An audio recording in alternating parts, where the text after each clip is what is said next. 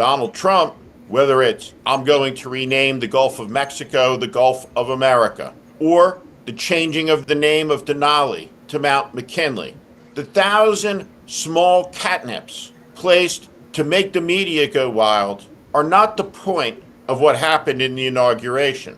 The inauguration was not a speech about national unity or purpose.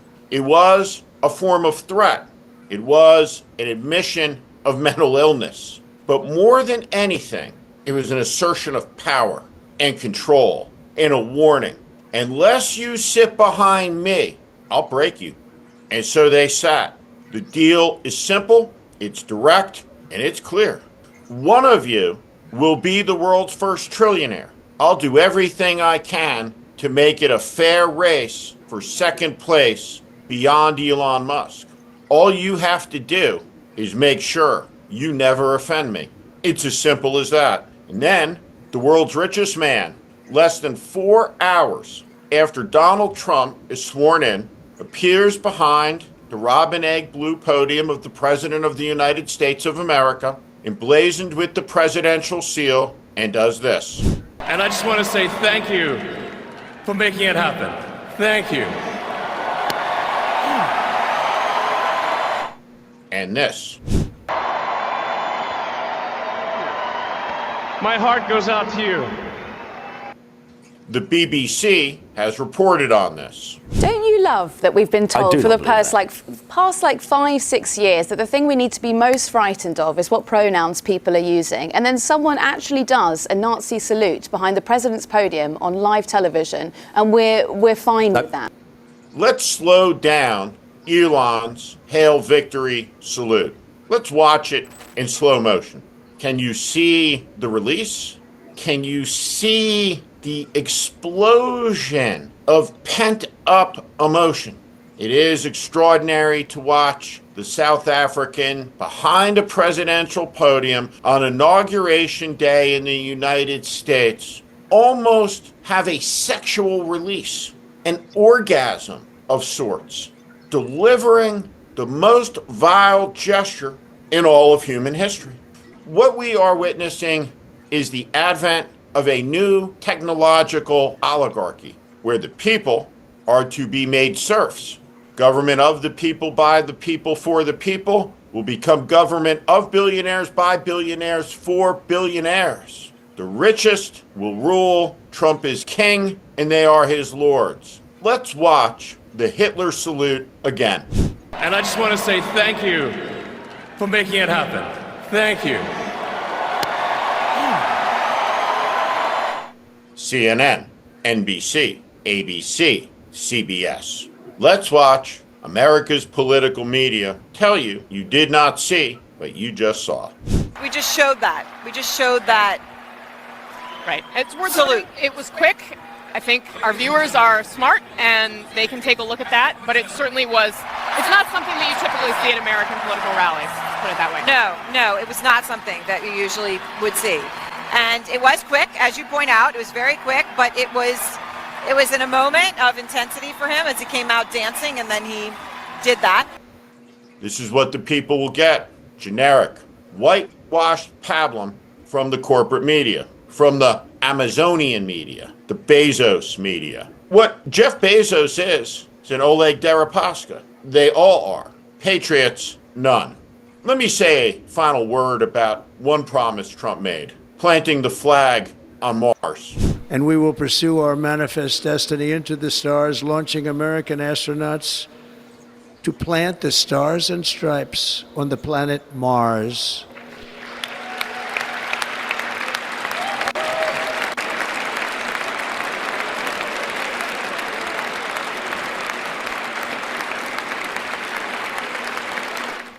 It would be an extraordinary achievement, but the exploration of the heavens, the vision of humanity moving out into the stars, is not Elon Musk's. Elon Musk is unworthy at a moral level to lead America's space exploration.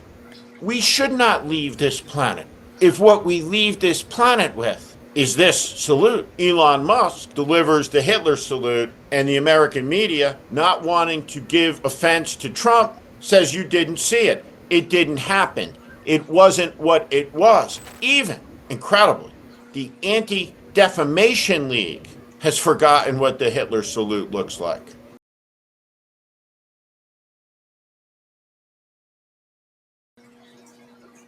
Adolf Hitler's rise to power in Germany was a complex process influenced by a variety of social, political, and economic factors.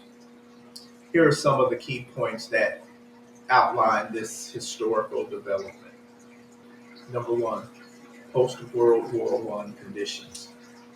After World War I, Germany faced significant economic hardships, including hyperinflation and high unemployment.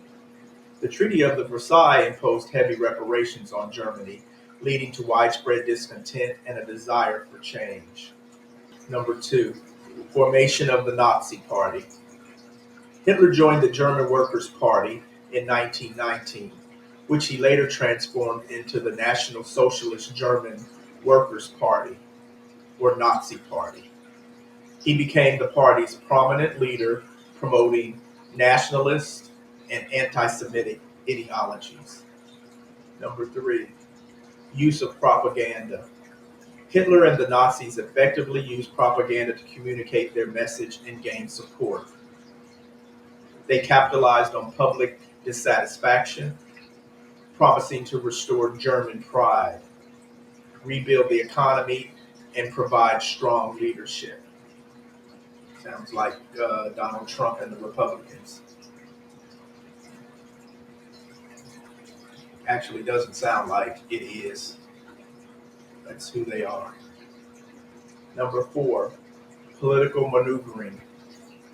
Throughout the 1920s and early 1930s, the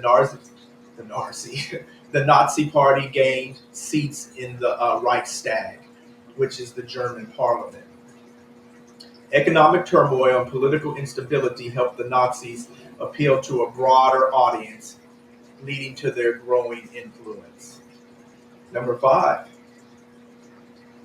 appointment as chancellor. In January 1933, President Paul von Hindenburg appointed Hitler as Chancellor of Germany, believing he could be controlled and would stabilize the government. Number six, consolidation of power. Following the Reichstag fire in February of 1933, Hitler used the event to push through the Reichstag fire decree, which suspended many civil liberties. This allowed the Nazis to arrest political opponents and consolidate power. Number seven, Enabling Act. In March 1933, the Reichstag passed the Enabling Act, which gave Hitler the authority to enact laws without parliamentary consent. This effectively allowed him to establish a legal dictatorship. See where I'm going with all this? We're forgetting our history, folks. Heading right back to where this shit began. Number eight, elimination of opposition. The Nazis systematically eliminated political opposition, including communists and socialists, solidifying their control over Germany. By the mid-1930s, Hitler had established a totalitarian regime. In summary, Hitler's rise to power was marked by a combination of opportunism, effective use of propaganda, and exploitation of social and political unrest. His regime would ultimately lead for catastrophic consequences for Germany and the world. First, they came for them, and I was not one of them, so I did nothing. Then they came for them, and I was not one of them, so I did nothing, I said nothing. So on and so on, until there was no one left to come for, and then they came for me. So first, with this Trump and Republican regime, they're coming for the immigrants and the queers. After the queers, They will be coming for the blacks, and so on, until they get down to the whites they want to also eliminate. Brace yourself, America. History is repeating itself.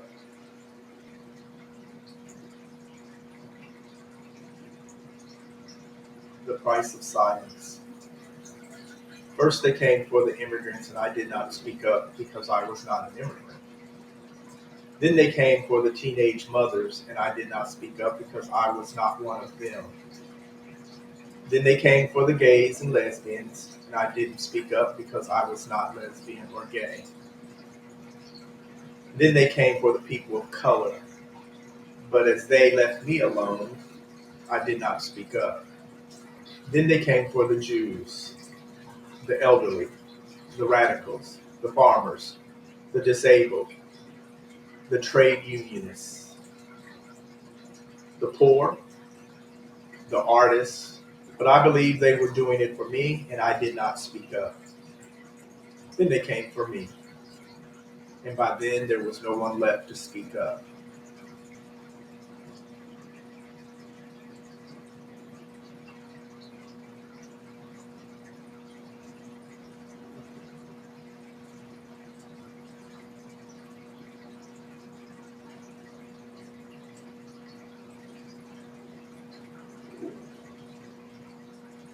Brace yourself, America.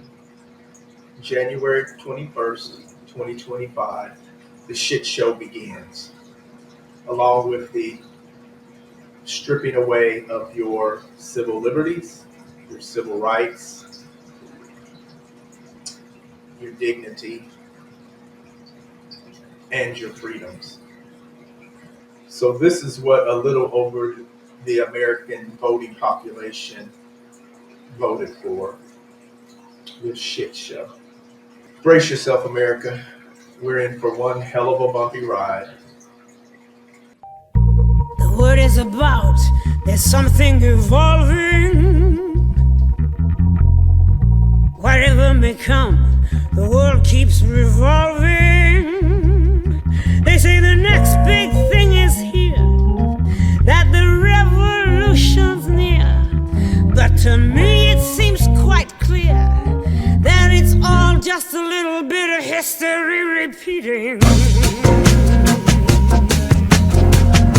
The newspapers shout, a new style is growing, but it don't know if it's coming or going.